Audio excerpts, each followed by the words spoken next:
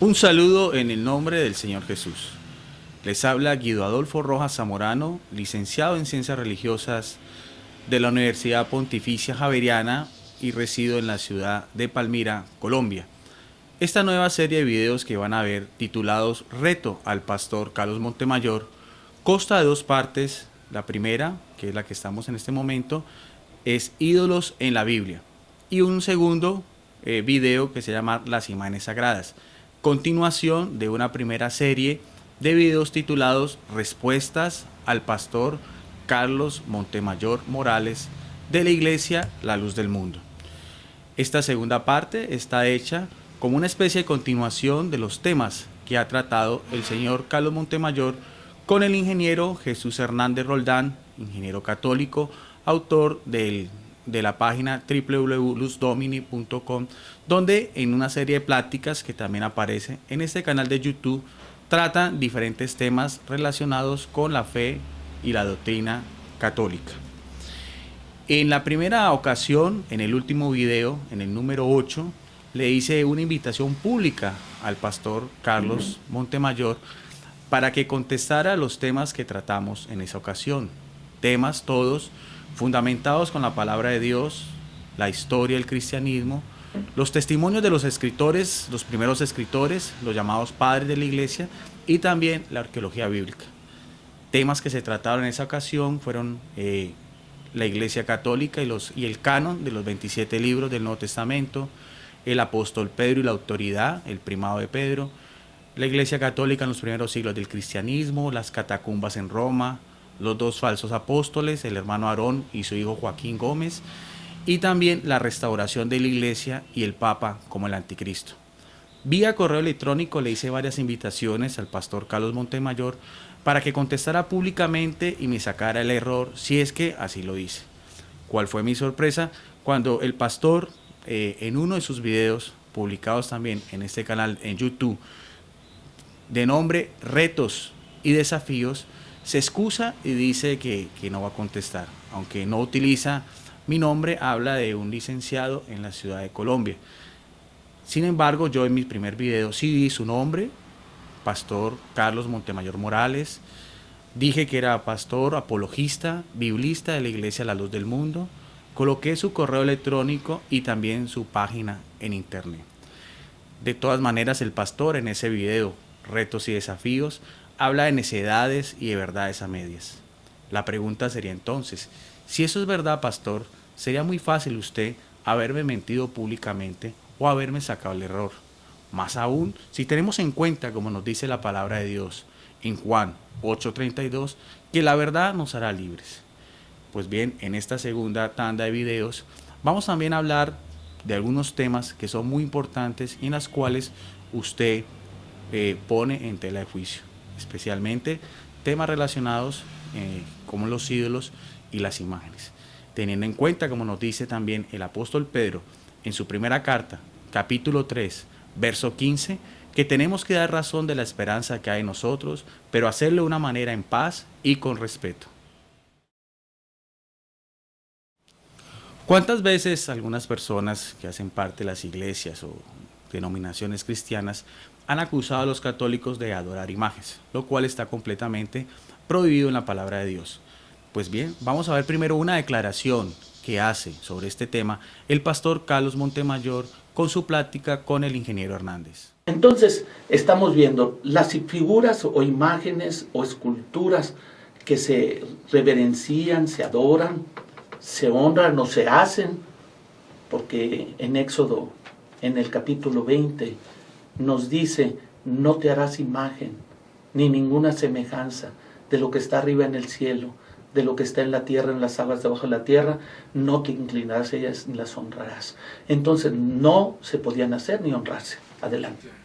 Bien, como pudimos observar en esta parte de este video, el pastor Carlos Montemayor cita el libro del Éxodo en el capítulo 20 del 1 al 5. Sin embargo, para todas las personas que quieran conocer algo sobre la Biblia, es importante saber tres cosas fundamentales.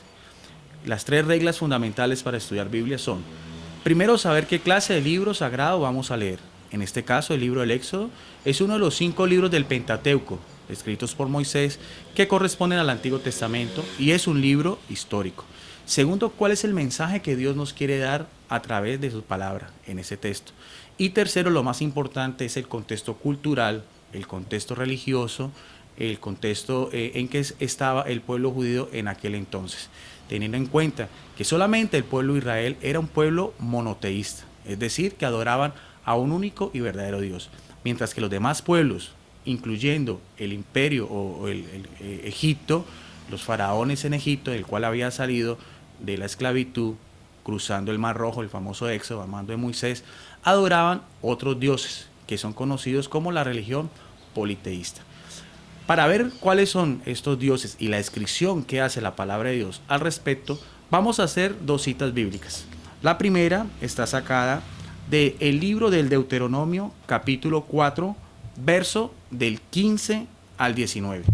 Es un libro que se encuentra en todas las Biblias y en esta ocasión, en este estudio, vamos a utilizar la Biblia de América, de la Casa de la Biblia, edición del año de 1994.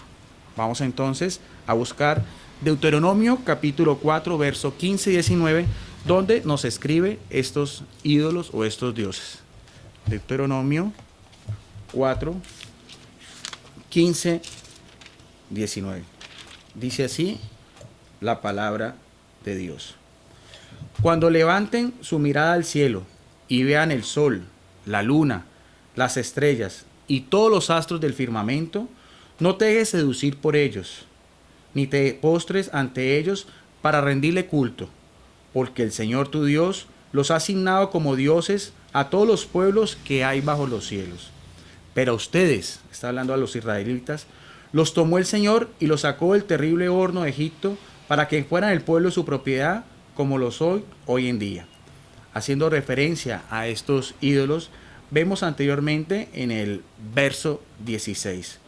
Por tanto, no se perviertan haciéndose imágenes talladas de cualquier forma de imagen de hombre o de mujer, de animal, de la tierra o de pájaros que vuelan en el cielo, de reptiles que se arrastran en el suelo o de pez que hay en las aguas o debajo de la tierra. Nótese bien que si hacemos un análisis exegético de ese texto, nos está hablando de diferentes dioses, algunos representados como los astros, el sol, la luna, las estrellas, imágenes de hombres, mujeres, al igual de animales, aves y reptiles. Igualmente, si nos vamos a adelantar ya en el Nuevo Testamento y vamos ya al año 60 después de la era cristiana, vamos a ver lo que nos dice también el apóstol Pablo sobre este mismo tema. Vamos entonces a ver también en la palabra de Dios el capítulo 1 de la carta a los Romanos, verso 23 y 25. Romanos 1, verso 23 y 25, donde también se hace una descripción sobre estos ídolos. Dice el verso 23, hablándole a los primeros cristianos de la comunidad en Roma. Y han cambiado la gloria de Dios, incorruptible, que representa por representaciones de hombres corruptibles, e incluso de aves, de cuadrúpedos y de reptiles. En el verso 25 sigue diciendo el apóstol de los gentiles: es la consecuencia de haber cambiado la verdad de Dios por la mentira, de haber adorado y dado culto a las criaturas en lugar de dárselas al Creador, que es bendito por siempre. Amén.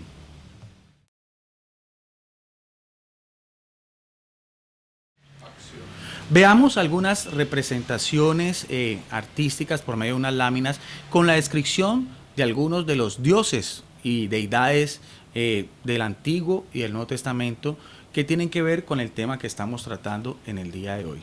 La principal de todos es el dios Baal, que rivalizaba con Yahvé en el Antiguo Testamento. Significa amo o señor, dios de los cananeos, representado en forma de buey y que fue sometido a la prueba del fuego por el profeta Elías en el monte Carmelo, según lo narra Primera de Reyes capítulo 18, 20-40. Baal era una deidad de la fertilidad, a quien se le atribuía el poder de la lluvia y las cosechas abundantes. Es probable que muchos de sus adoradores le lanzaran besos a una estatua suya y se arrodillaran ante ella para incitarle a que bendijera sus sembrados y sus ganados.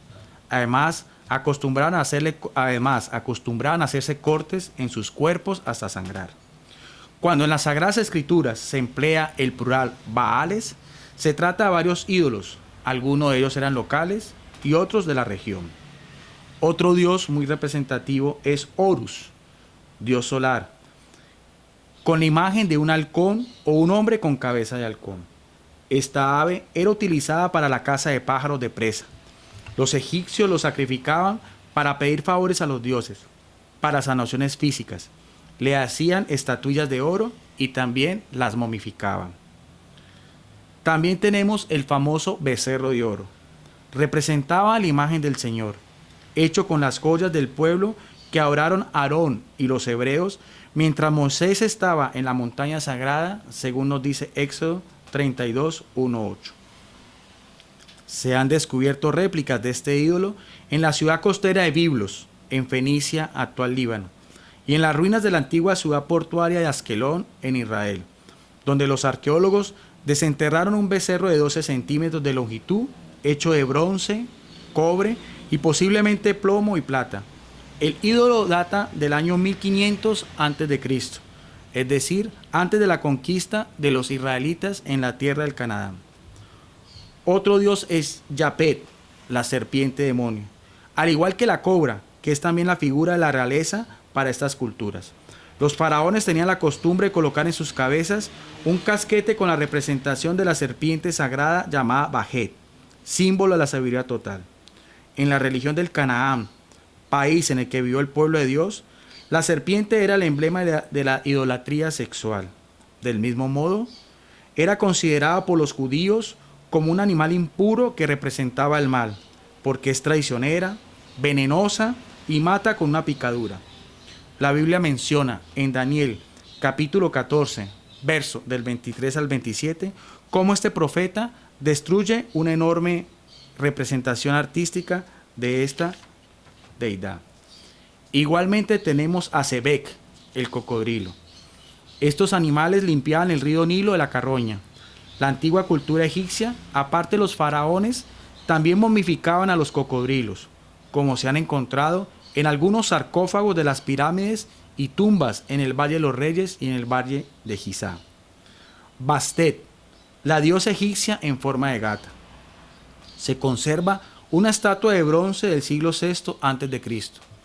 Los gatos perseguían a las ratas, que era una verdadera plaga en las ciudades, en las aldeas, en los sembrados y en los graneros. Estos felinos eran sagrados y se castigaba con la pena de muerte aquel que los matara, así fuera accidentalmente. Cuando un gato querido por la familia moría, se le momificaba y se le sepultaba en terreno sagrado. Debajo de la tumba se les dejaba pequeños recipientes de leche y juguetes para que pudieran beber y jugar en el otro mundo. En la isla de Chipre se encontró la estatuilla de un gato similar a figuras de piedra y arcilla halladas en otras regiones como Siria, Turquía e Israel. Pasemos ahora a la mitología griega y romana, quienes adoraban en santuarios y templos a dioses con figuras humanas que vivían en una especie de panteón llamado el Olimpo, como fue Zeus y Hermes para los griegos. En Hechos 14, 11, 12, se nos dice cómo los apóstoles Bernabé y Pablo fueron confundidos por sus habitantes de esa región con estas deidades mitológicas. Durante el reinado de Antíoco IV Epifanes, en el Antiguo Testamento, hizo erigir en el mismo templo de Jerusalén, hacia el año 168 a.C., un altar pagano llamado de la abominación de la desolación, sobre el sitio de los holocaustos en honor de Zeus, o su equivalente a los romanos como Júpiter, era Zeus para los griegos o Júpiter para los romanos, quien recibía el sobrenombre en latín de Óptimo Máximo, es decir, el mejor y el mayor de todos, intentando con esto erradicar la fe judaica. Este monarca pagano ordenó además erigir estatuas paganas por todas partes del pueblo de Israel y sacrificar cerdos para ellos. Nótese bien que el cerdo en la cultura judía es el animal más impuro y despreciable. Todo esto provocó la insurrección de Judas, apoyado el martillo o Macabeos, en compañía de sus hermanos, hacia el año 167 a.C. El 15 de diciembre del año 164 vuelve a establecerse el culto verdadero en el santuario, y este hecho es recordado por una fiesta judía que es llamada de la dedicación. Si vamos a hablar propiamente de seres humanos, se puede tener en cuenta que los emperadores romanos de aquel entonces, siguiendo la costumbre de los monarcas griegos, eran considerados como semidioses o hijos de los dioses. Esta práctica se remonta después de la muerte del general Julio César, quien había sido elevado a este rango por el Senado romano. A partir de entonces, su hijo adoptivo y sucesor, Octavio, fue declarado Divi Filius, es decir, hijo de Dios, o hijo del ser divino.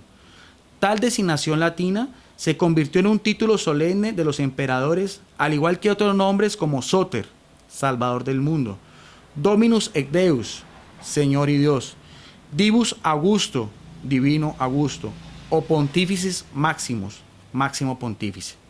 En sus monedas eran acuñadas con una corona radiante. Acordémonos el episodio cuando a Jesús le muestran una moneda y dice Jesús que la figura era del César, del emperador, en aquel entonces el emperador Tiberio. Estos emperadores romanos, Jesús vivió durante el imperio, nació durante el emperador Augusto y murió y fue crucificado durante el imperio de Tiberio. Y a estos emperadores los aclamaban con las mismas palabras con que se invocan a sus dioses, con himnos y cantos. Además se les hacían altares, estatuas y templos donde se le ofrecían sacrificios. Esta fue una de las muchas razones por la cual los primeros cristianos anteriores al siglo IV, y que usted, pastor, desprecia tanto todo lo que tiene que ver desde el siglo II hasta el siglo IV, dieron su vida en las arenas del Coliseo romano.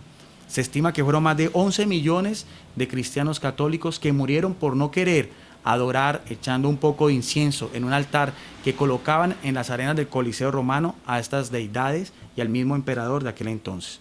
Entre esos el emperador Decio, Trajano y especialmente durante las persecuciones de Diocleciano.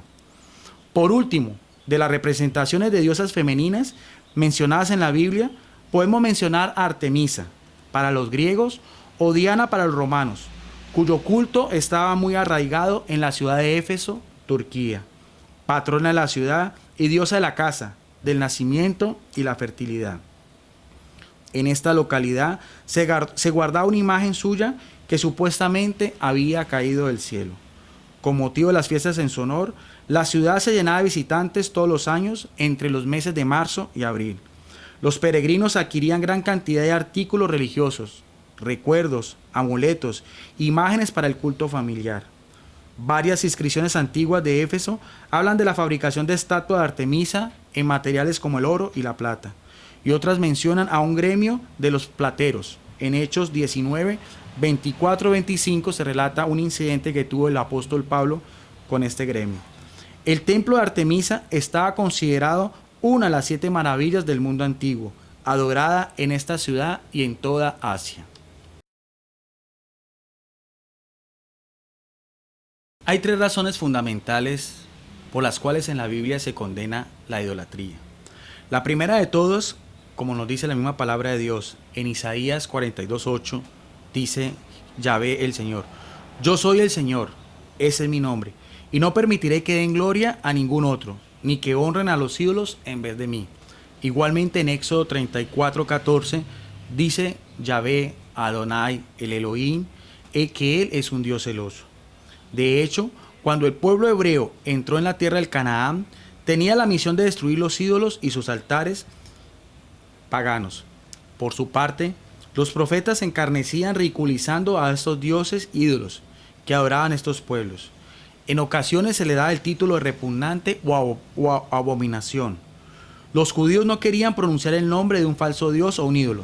Simplemente se referían a ellos con palabras como oprobio, vergüenza, apostasía o fornicación.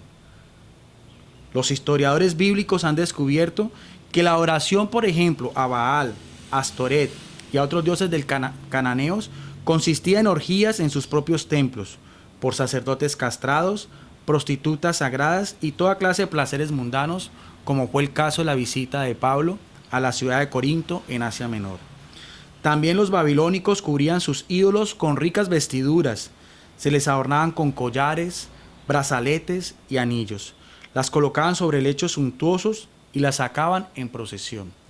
La segunda razón por la cual la idolatría era condenada en el Antiguo Testamento era que hacia el año 10 antes de Cristo, en tiempos del rey Salomón, él implantó lo que fue la idolatría, la adoración a otros dioses, y llegaba en caso, incluso él y después algunos de sus reyes, y después de la división del reino, a colocar estos ídolos en todo el territorio de Israel, especialmente en Judea y hasta en el mismo templo de Jerusalén. Y la tercera razón, y tal vez la más importante y la mayor trascendencia, eran la clase de sacrificios que se les ofrecían a estos dioses falsos. Veamos a ver otra vez con la palabra de Dios para que ampliemos un poco al respecto. Vamos entonces a ver Isaías capítulo 66, verso 3. Vamos a la palabra de Dios, buscando el libro de Isaías en el capítulo 66, verso 3. Busquemos, dice así. Isaías 66, capítulo 3. Va a hablar de las descripciones de estos sacrificios. Se les inmola un toro, matan a un hombre, sacrifican ovejas, deshuellan perros, representan ofrendas agradables como el cerdo, queman incienso, bendicen a los ídolos sucesivamente. También, y más repugnante aún, es lo que nos dice el profeta Ezequiel en el capítulo 23, verso 37. Vamos entonces a Ezequiel, capítulo 23, verso 37, que es complementario del texto anterior. Dice así la santa palabra de Dios. Pues se han hecho adúlteras y sus manos están llenas de sangres. Se han prostituido con los ídolos. Nótese bien lo que dice el profeta. Y han inmolado en el fuego a los hijos que me habían dado a luz. O sea que se hacían sacrificios humanos y sobre todo sacrificios de infantes. De hecho, históricamente se ha demostrado que los hebreos en tiempos de los reyes llegaron a ofrecer esta clase de holocaustos en el valle de Ben Hinnom o valle de Hinnom, situado al sur de Jerusalén.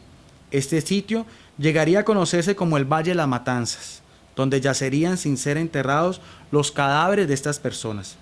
Del mismo modo, en las antiguas tierras del Canaán, lo que hoy es Israel y el Líbano, hace unos 3.500 años atrás, se encontraba la estatua de bronce de Moloch, un dios de estas deidades, representado con cabeza de toro y cuerpo humano, con sus brazos extendidos. Se ponía un horno al rojo vivo y las víctimas, niños primogénitos, eran arrojadas en su interior. La arqueología moderna ha encontrado en la antigua ciudad de Cartago campos con urnas que contenían esqueletos de infantes recién nacidos calcinados. Culto semejante hubo en todo el área del Mediterráneo.